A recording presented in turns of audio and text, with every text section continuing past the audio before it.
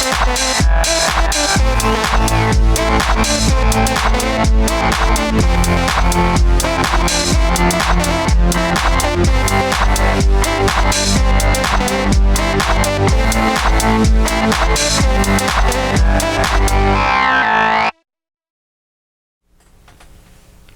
ho, ho, ho, ho, no! Hi folks, I'm Matt and welcome to My Expanded Universe, a show where I go through the entire EU in chronological order as best I know how. Okay gang, let's get right into it and go to Star Wars Tales 11, written by Jason Hall. It was called the Princess Leia Diaries, and in this it explains Princess Leia is writing about the younger years of her life, you know, living in the palace with her father Bail Organa. The Imperials are so old and crusty and boring, and she plays pranks on them, and she's a rebel at heart. Ha ha! I don't know what to say about this. You folks know I do not like Dear Diary. This is literally a Dear Diary short story about young Princess Leia, and I know what they're trying to prove here. The author's trying to show that, hey, she has a rebellious streak. She's that strong-willed, character that we love from the movies, and this is how she was at the beginning. Yeah, but she came off as a twerp, and the whole time I was reading it, I was thinking, man, what a twerp. I wouldn't like this girl, and she seems so annoying and snotty, and I am better than the world. Ha! I'm a rebel. It's not that cheesy, but it almost feels that way, and I did not like this story.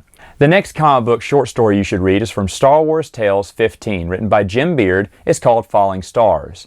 And in this one, Luke and Biggs go on an excursion off Tatooine only to find out that something's wrong with the ship and they have to safely land it back on the planet.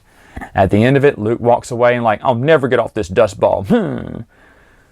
What did I think about this story? Man, you guys know I love to punch some Star Wars tales because for the most part, it was an awful series.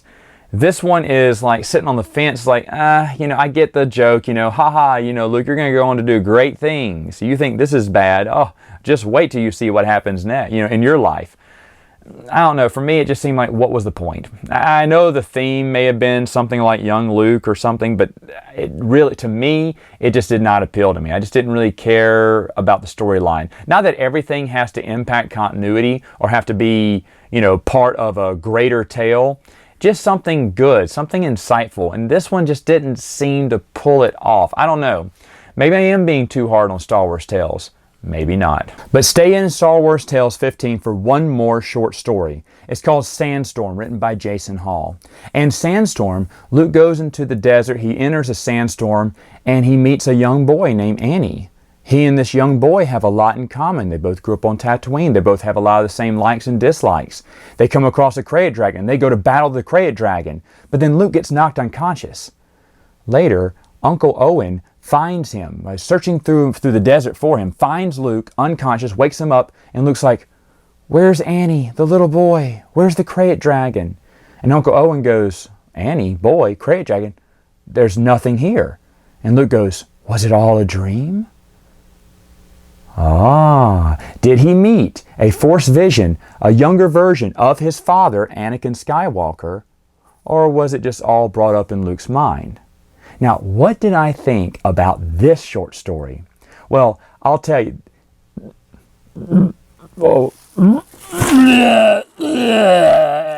I didn't like it. It just was not good. It was garbage. And another reason why I stopped getting Star Wars tales for the longest.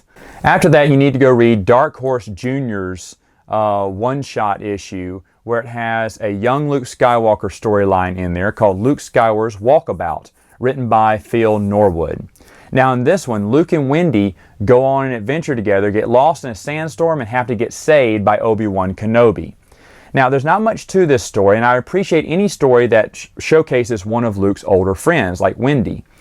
But it's very similar to another short story I want to talk about called Adventures in Beggar's Canyon. This is a little golden book written by Jane Mason, and in it, Luke and Wendy go on an adventure, crash their T-16 Skyhopper in Beggar's Canyon, almost get attacked by a krayt dragon, and Obi-Wan comes to bail him out again. You're thinking, man, how many times is Obi-Wan going to bail them out?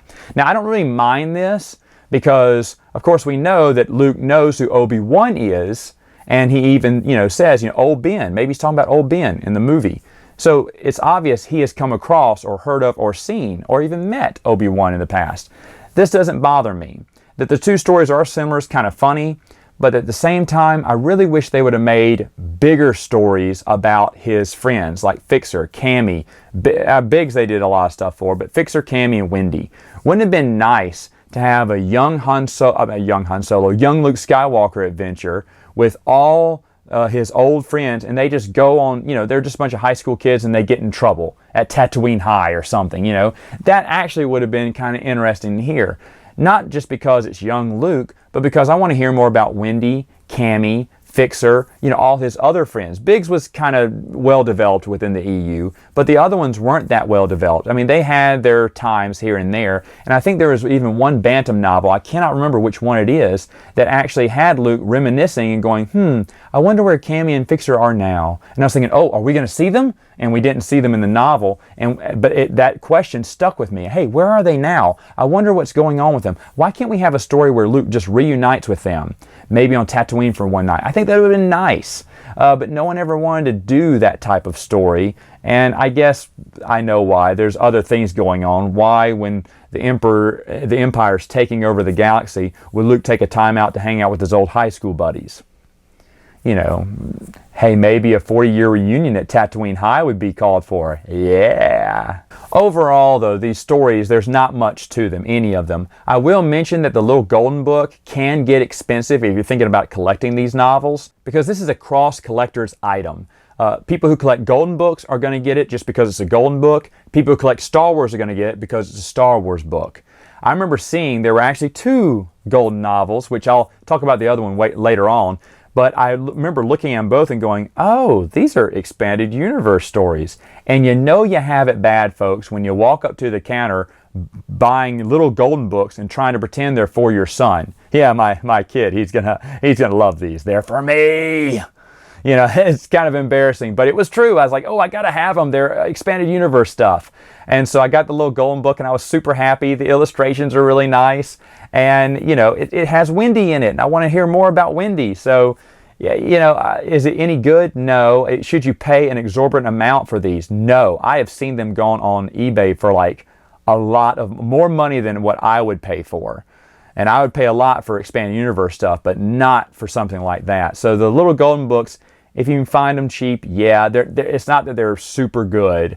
But if you're building your collection, actually any of these short stories I talked about do not impact anything in the big scope of things, but they do happen at this time. All right, folks, that is all the time I have for now. I'll see you next time with another video.